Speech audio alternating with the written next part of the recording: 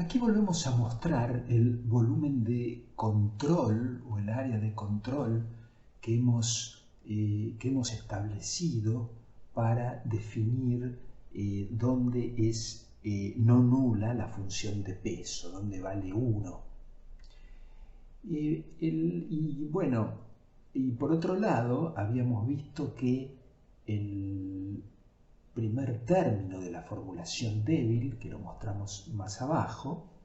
se convierte en realidad en el flujo de la cantidad a través justamente del borde de ese volumen de control. Pero bueno, ¿cuál es la dificultad que nos puede plantear esta forma de haber formulado el volumen de control? Y bueno, ya vemos una que es muy clara, que justamente de U a dn, la derivada normal de U o de U boina, que es la la función aproximante, la función interpolante, es discontinuo sobre ese contorno. Entonces tenemos que ver cómo hacer un tratamiento que nos permita hacer el cálculo pedido. Resulta directo hacer el cálculo de la derivada normal de U hacia el interior y hacia el exterior de nuestro volumen de control. Y aquí lo tenemos expresado en términos justamente de las funciones de forma, es decir, a través de utilizar explícitamente la forma como hemos interpolado. Bueno, se puede mostrar que a los fines del cálculo podemos pensar, podemos reemplazar la derivada normal sobre el contorno como el promedio entre el valor en el interior y el valor en el exterior, como se indica en el último renglón. Esto lo mostramos sin demostración, pero obviamente se puede demostrar. Ahora bien, si bien la forma, como hemos mostrado para calcular a la derivada normal,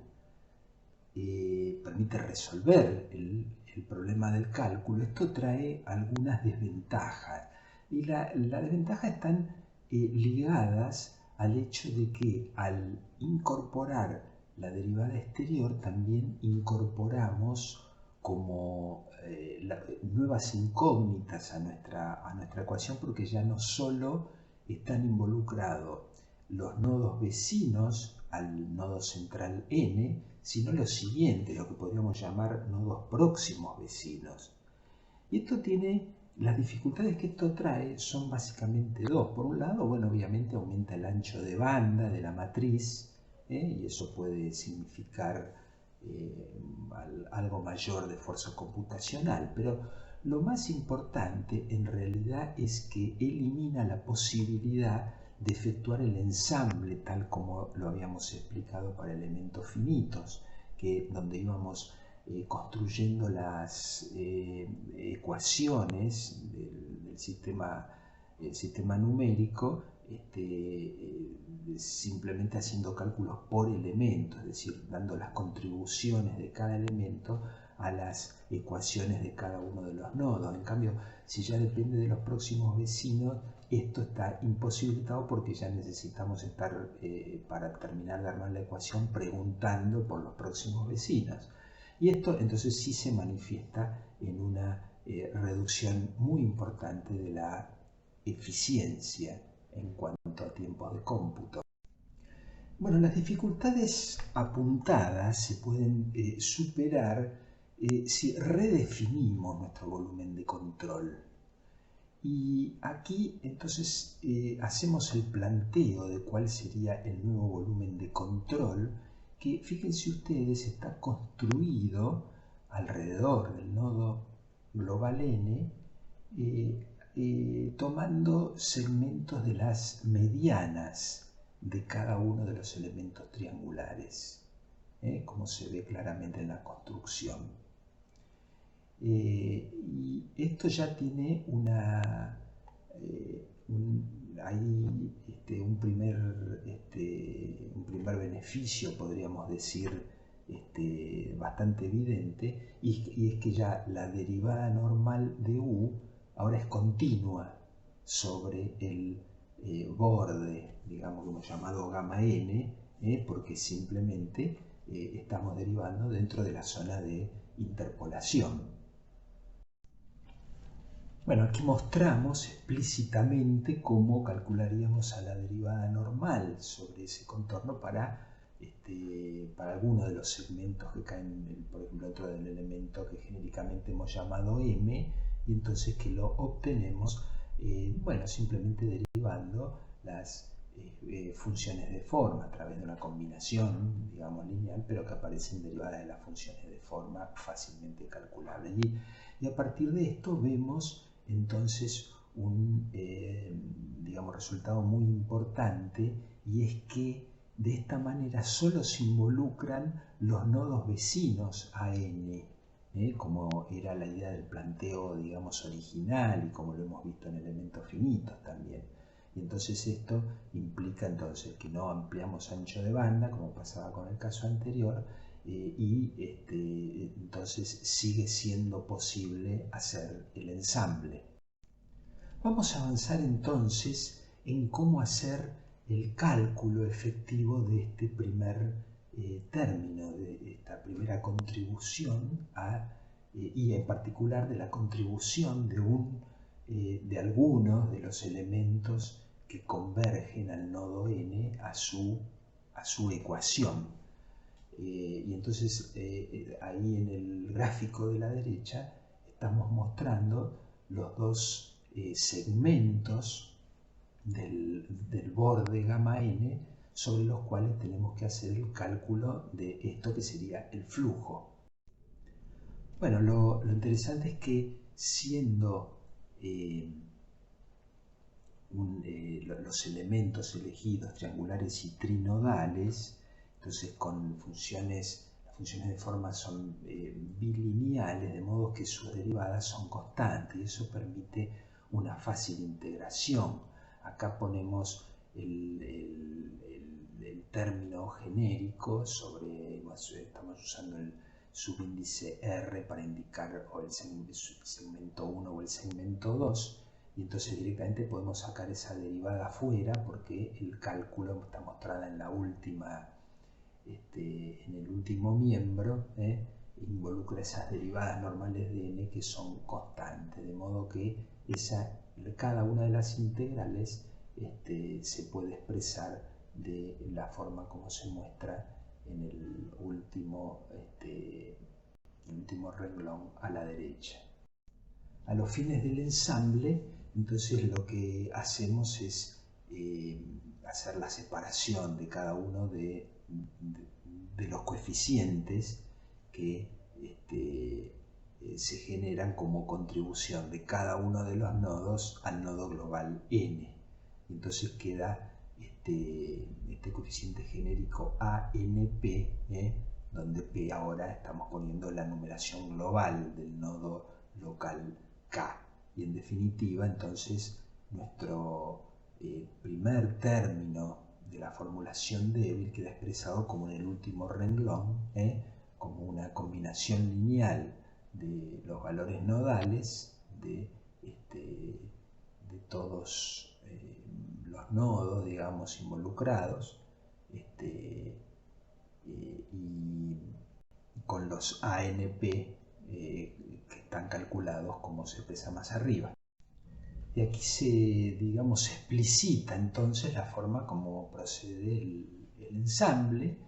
O sea, nos paramos en un elemento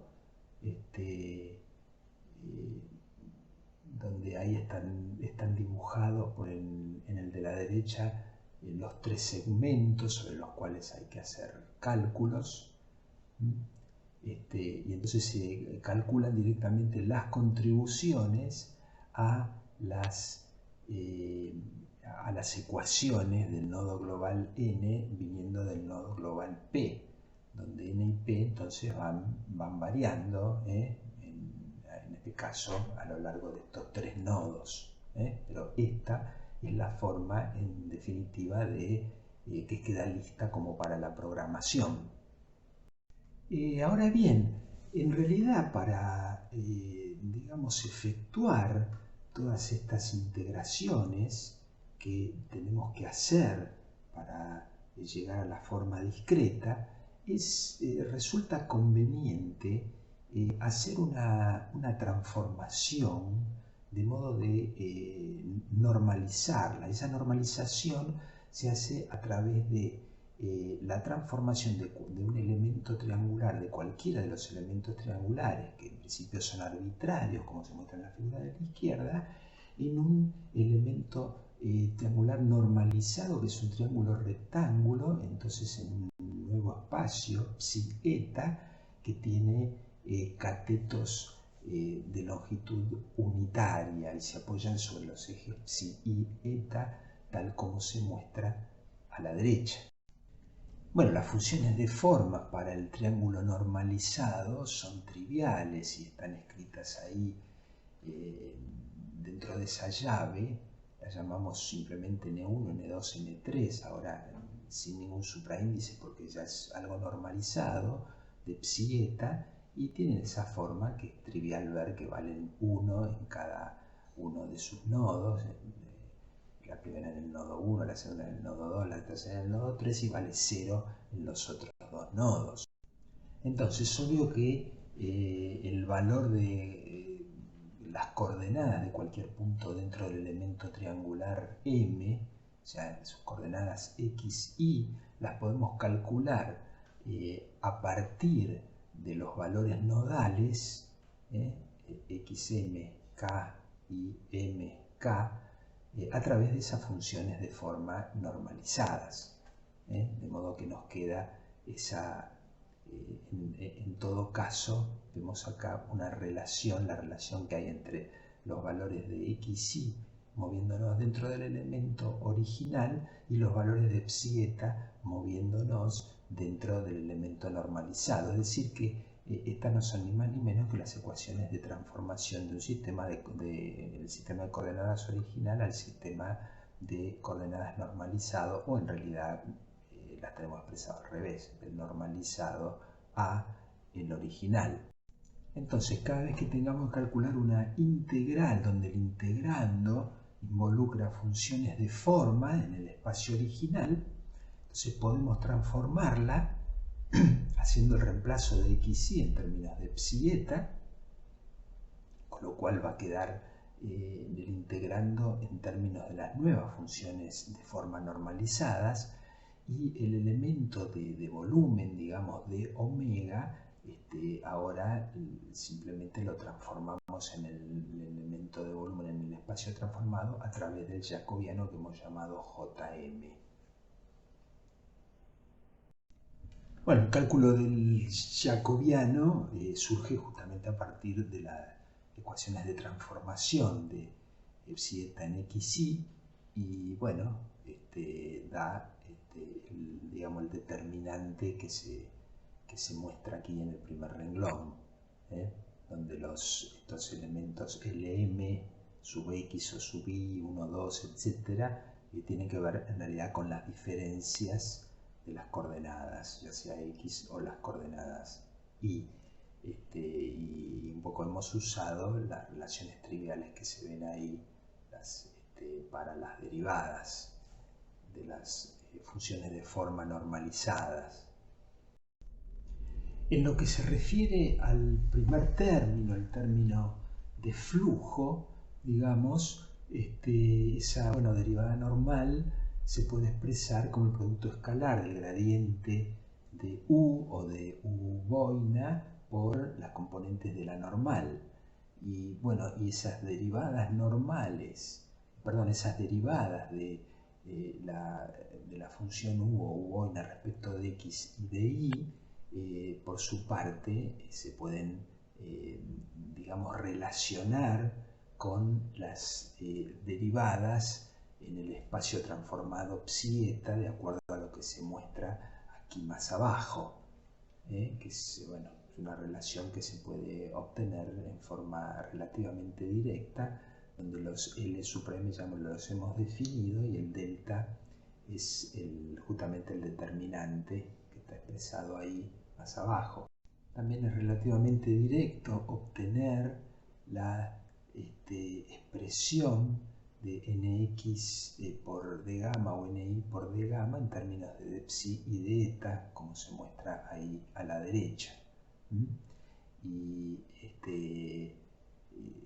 bueno, y nos van quedando, por otro lado, bueno, cómo expresar a las derivadas de u boina respecto de psi y de eta, que obviamente es trivial ahora en términos de las derivadas de las funciones de forma normalizada, tal como se muestra en el último renglón. Bueno, en definitiva, lo que nos queda para este primer término es una combinación, digamos, integrando sobre el elemento m, ¿no? Sería esta combinación lineal de valores nodales, el nodo local 1, local 2 y local 3, donde esos coeficientes entre corchetes a su vez se pueden expresar como se muestra más abajo en términos de estos otros coeficientes alfa relacionados con las coordenadas a través de los L supra m y del delta, y de las integrales que hemos llamado psi mayúscula, ahí sub psi o sub eta, que se expresan en el último renglón. A su vez, estos psi, sub psi y sub eta tienen componentes, digamos, por sobre el segmento 1 y el segmento 2. Bueno,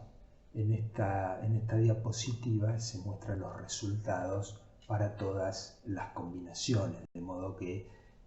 queda todo listo realmente como para ser implementado en un código computacional.